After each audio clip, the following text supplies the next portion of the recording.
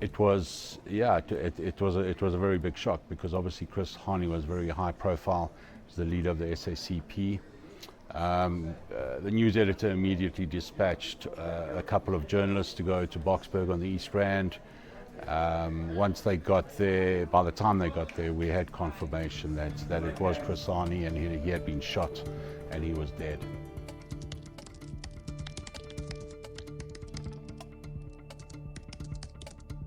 Back in 1993, the only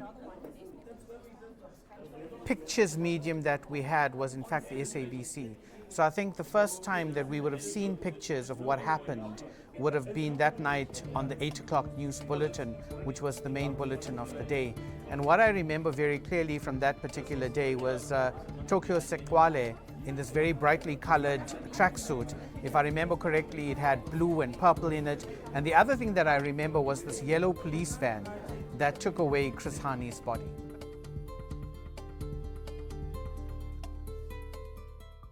I remember very clearly I was in my final year of studying, but at that particular point I was also freelancing. And there were protests in Durban that I covered, and the protests turned very nasty. Shop windows were broken into, and at some particular point, the police put across barricades, a barbed wire barricade across the road.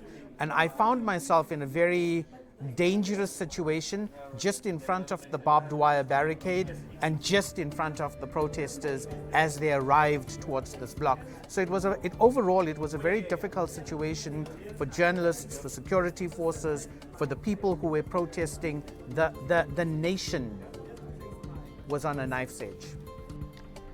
Anger mixed with fear. Anger obviously over the fact that here's our leader who was killed in cold blood, you know, and already at the time, there was already rumors running around about who could have murdered him, and what we were hearing at the time that it's a white man. We didn't know who it was. So already the feeling was that of the enemy has killed our leader. The country was on the brink of civil war. There was a lot of violence at that time. There were attacks happening in the hostels between political parties. So every day there were more deaths and there was more violence, and it was brinkering on the edge basically. We were still trying to come to terms with this whole notion of we've moved from apartheid state into democracy. Who could have been behind this?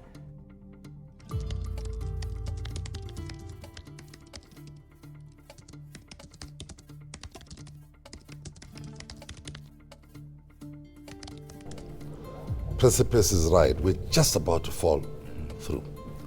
It should be important to note that the arrests of Waluś and Clive Derby Lewis were caused by a white woman.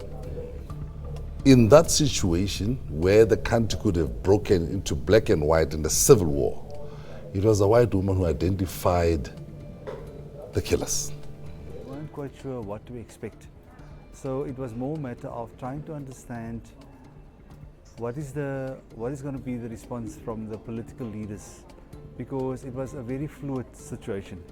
And I think that was the main worry for lots of people at the time, like in how is there going to be a retaliation of some sorts?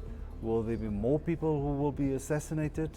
And how was it possible that Chris Hani, who was such an important person for our transition to democracy and a big tree in our society, how was it possible that they could get access to him?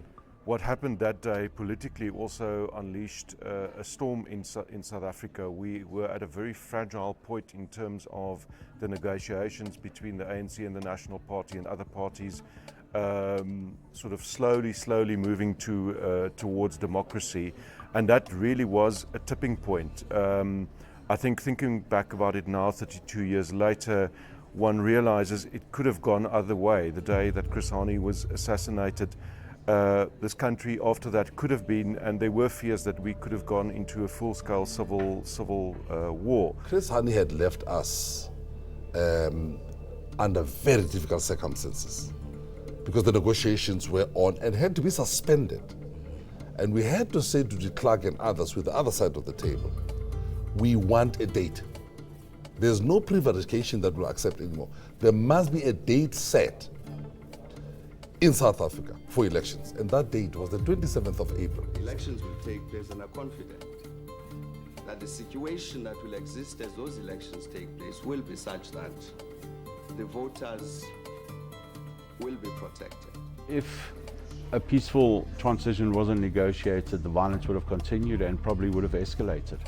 And people were fighting for power, they were fighting for positions, they were fighting for their own future in their own secular way. I realized at that time that this will be ingrained in South African history. These events will be ingrained in South African history. I want to introduce to you a young man. A young man who's done things that only us old people can do. Listen, Chris Hani wasn't like an individual leader. Of course, he would work with a collective, even if he was still alive. I believe that a whole lot of things that are happening currently, especially in like political leadership, he would have been speaking up against them. I remember at some point he said something like he fears the day that we get democracy and leaders forget where they came from, forget what they fought for, and now get into living lavish lives, driving expensive cars and forgetting about the people. Former government, the apartheid government, the nationalist government, they were also corrupt. They were just better at hiding it. And the ANC has become really corrupt, and I think they've become power hungry. Once they've got access to resources, they've been blinded by the wealth that they've got access to at the expense of ordinary South Africans. The dream that we've set out to achieve under our constitution is something that's very unique and something that's well worth fighting for. And irrespective of how imperfect our democracy may currently be, it is certainly a lot better than it was under apartheid. That for me is like we are so far removed from where we were back then. At least during the apartheid years, we had a common enemy, which was apartheid. Then we needed to work through what we wanted as a nation in terms of democracy, and we had a unifier in Nelson Mandela. Politically, who are those unifiers from a political point of view in South Africa? It seems to be that people are, especially politicians and political parties, are all in it for themselves. They are not there to serve the greater good of this country.